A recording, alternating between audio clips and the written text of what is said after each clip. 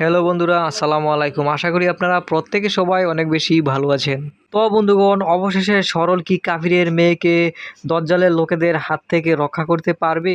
সরল যে দজ্জালের লোক না সেটা বুঝে গেছে শেফালির বক্তব্যে, কারণ শেফালি সরলকে চিনে না। সরল যদি দজ্জালের লোক হতো তাহলে শেফালি অবশ্যই সরলকে চিনতো, কারণ শেফালিও দজ্জালের লোক। তো বন্ধুগণ, আসলে সরল কার হয়ে কাজ করছে, সে কি পুলিশের কোনো লোক? তা যদি জানতে চান তাহলে অবশ্যই চোখ রাখতে হবে গ্রামের ছেলে শহরের মাস্তান এই নাটকের 3 নম্বর পর্বে। তো বন্ধুগণ, আপনারা হয়তো ইতিমধ্যে গ্রামের ছেলে শহরের মাস্তান এই নাটকের 2 নম্বর পর্বটি দেখে ফেলেছেন। আশা করা যায় আপনারা এই নাটকের 2 নম্বর পর্বটি অনেক বেশি উপভোগ করেছেন, তাই অধীর আগ্রহে বসে আছেন এই নাটকের 3 নম্বর পর্বটি দেখার জন্য। বন্ধুগণ, আজকের এই ভিডিওতে আপনাদেরকে জানিয়ে দিব কবে আসতে চলেছে গ্রামের ছেলে শহরের মাস্তান এই নাটকের 3 নম্বর পর্বটি। কিন্তু তার পূর্বে আপনাদের কাছে ছোট্ট একটি রিকোয়েস্ট, আপনারা যদি আমাদের চ্যানেলে নতুন দর্শক হয়ে থাকেন তাহলে অবশ্যই আমাদের চ্যানেলটিকে সাবস্ক্রাইব করবেন, কারণ আমরা প্রতিনিয়ত এই নিয়ে সকল নাটকের আপডেট আপনাদের মাঝে দিয়ে আসি।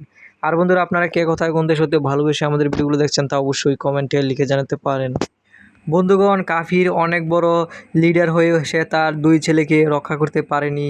এবার তার মেয়ের পালা এসেছে, কিন্তু কাফির তার মেয়েকে রক্ষা করার জন্য বলেছে যে যে দজ্জালকে সামনে উপস্থিত করতে পারবে তার সাথে তার মেয়েকে বিয়ে দিয়ে দিবে। অপরদিকে শেফালি হচ্ছে দজ্জালের খাস লোক। শেফালি মূলত দজ্জালকে কাফির বাড়ির সকল কিছুর খবর দিয়ে সাহায্য করছে। এর জন্যই দজ্জাল এত সহজে কাফিরের মতো বড় লিডারের এলাকায় এসে তার বাড়িতে এসে এত সুবিধা করতে পারছে। ওদিকে টাটকা সরল আবার বোকামি করেই যাচ্ছে। সে গ্রামের মাছ মাংস খেয়ে তার বুদ্ধিটাকে পাকাতে পারেনি, সে শুধু বোকামি করে যাচ্ছে। সে যাকে ইচ্ছা তার বাড়িতে দড়ি নিয়ে আসছে, যাকে ইচ্ছা সরিয়ে দিচ্ছে।